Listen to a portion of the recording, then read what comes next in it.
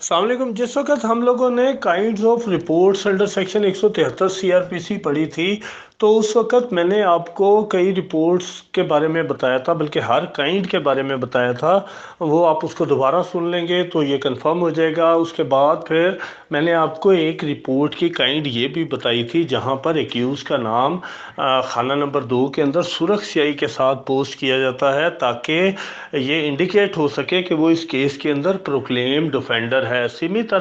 इसी तरह मैंने आपको ये कंसेप्ट भी बताया था कि प्रोक्लेम्ड ऑफेंडर कौन होता है, जो कि इन्वेस्टिगेशन के दौरान इन्वेस्टिगेशन ज्वाइन नहीं करता और पुलिस सारी प्रोसीडिंग्स टू अरेस्ट हिम और to procure his attendance before the court complete करती है, वारंट लेती है अदालत से, 87-88 की प्रोसीडिंग करती है और उसके बाद 30 दिन लैप्स होने के बाद वो उसको कोर्ट से प्रोक्लेम्ड ऑफेंडर डिक्लेयर करवाती है। और इसी तरह दूसरी कैटेगरी मैंने आपको कोर्ट एब्सकॉन्डर की भी बताई थी कि हर वो शख्स जो कि अदालत के अंदर पेश तो हो जाता है, लेकिन पेश होने के बाद वो अदालत से जो है वो मफरूर हो जाता है और ट्रायल में जो है वो साथ नहीं रहता दूसरे मुल्ज़मान के साथ या खुद, और कोर्ट उसको फिर वही प्रोसीडिंग इनिशिएट करके उसको कोर्ट एब्सकॉन्डर डिक्लेयर कर जाती है। उसके ज़ामन का मचलका जो है वो 514 के तहत जब्त कर लेती है और उसका परपेचुअल वारंट ऑफ अरेस्ट जारी कर देती है, और फिर उसकी प्रोक्लेमेशन भी जारी होने के बाद उसका परपेचुअल वारंट जारी रहता है कि जब वो अरेस्ट होगा तो उसका अदालत में उसको पेश किया जाए। इसी तरह अगर कोई एक्यूज्ड है उसके, तो उस सूरत में उस एक्यूज का ट्रायल जो है वो 512 के तहत सेपरेट कर दिया जाता है और ये हदायत कर दी जाती है कि अब जो एविडेंस रिकॉर्ड होगी, चूँकि वो एक्सपॉन्ड कर चुका है, लिहाजा ये जब वो कल को भी पकड़ा जाएगा तो उसके खिलाफ ये एविडेंस भी यूज़ होगी, क्योंकि वो इंटेंशनली एब्सकॉन्ड कर चुका है। लेकिन इसके बारे में भी मैं आपको पहले ये बता चुका हूँ कि जो एक्यूज्ड है उसकी एब्सेंस के अंदर कोई प्रोसीडिंग भी नहीं होती। एक्यूज की प्रेजेंस में एविडेंस होनी है, एक्यूज की प्रेजेंस के अंदर जो है वो क्रॉस एग्जामिनेशन होनी है। और मैं आपको वो सर्कमस्टांसेस भी बता चुका हूँ जहाँ पे उसकी एब्सेंस जो है उसको जिस वक्त डिस्पेंस with किया जाता है तो उस सूरत के अंदर क्या किया जाएगा। तो अगर एक्यूज की अटेंडेंस डिस्पेंस with कर दी जाती है तो प्लीडर की मौजूदगी में वो सारी चीज़ें रिकॉर्ड हो जाएंगी। लेकिन अगर एक्यूज जो है एब्सकॉन्ड कर जाता है और उसका ट्रायल सेपरेट कर दिया जाता है और बाकी एक्यूज की हद तक जो है वो एविडेंस जो है रिकॉर्ड हो जाती है, तो इस एविडेंस को भी उस एब्सकॉन्डिंग एक्यूज के अगेंस्ट यूज़ नहीं किया जा सकता, accept in the exceptional circumstances के जहां पर कोर्ट ये समझती है कि जो विटनेस था जिसकी एविडेंस रिकॉर्ड हो चुकी है, या वो फोत हो चुका है या वो कहीं ऐसी जगह पे अवेलेबल है जहां से उसकी अटेंडेंस प्रिक्योर नहीं की जा सकती, या ऐसे सर्कमस्टांसेस हैं जहां पे कोर्ट ये समझती है कि वो इनकेपेबल ऑफ गिविंग एविडेंस है, या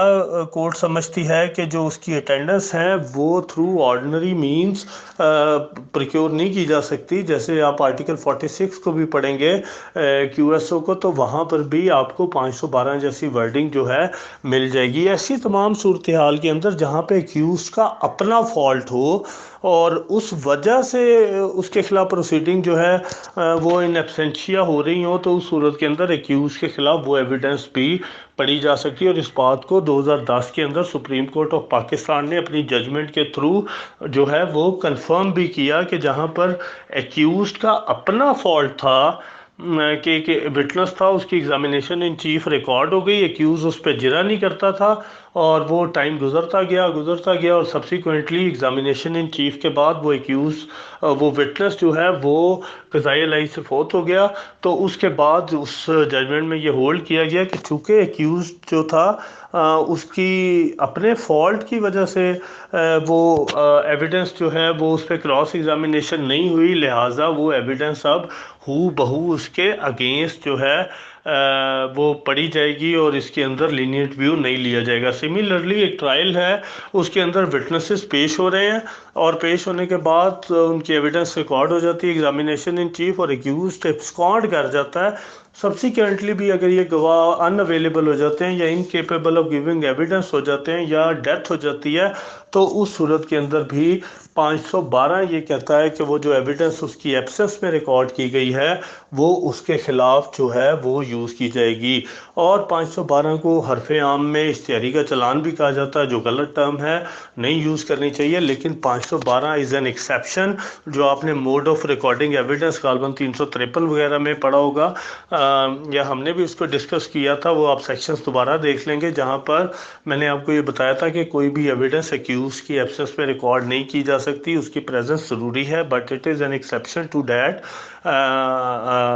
353 है शायद, उसको उसकी ये एक्सेप्शन है जहाँ पे एक्यूज का अपना फॉल्ट हो। सिमिलरली इसका जो 512 है, इसका सेकंड पोर्शन ये बात कहता है कि जहाँ पर एक्यूज्ड अनट्रेस हो और जो ऑफेंसेस हैं जिसके अंदर इम्प्रिजनमेंट फॉर लाइफ या डेथ हो, और वहाँ पे ये ट्रेस ना हो पा रहा हो कि ये वारदात किसने की है, तो जिसको हमने एक 173 की काइंड में अनट्रेस्ड रिपोर्ट भी पढ़ी थी, उसमें मैंने आपको बताया था जहाँ पे मुलजिम का पता ही ना चले कि ये अक्रेंस किसने की है। तो 512 सब क्लास 2 इस बात को डील करती है कि जहाँ पर डेथ या अनट्रेस्ड के वाक़यात हों, डेथ में अनट्रेस्ड एक्यूज हो या लाइफ इम्प्रिजनमेंट में अनट्रेस्ड एक्यूज हो, तो हाई कोर्ट जो है उससे इंक्वायरी की डायरेक्शन जो है वो ली जा सकती है कि कोर्ट इसको डिटरमिन करे कि किस बंदे ने एविडेंस रिकॉर्ड करके कि किसने ये अक्रेंस किया। सो दिस इज़ दी 512 सब क्लास 2, जिसके तहत जो है आपकी इन एब्सेंशिया प्रोसीडिंग्स जो हैं ये उसको डील करता है।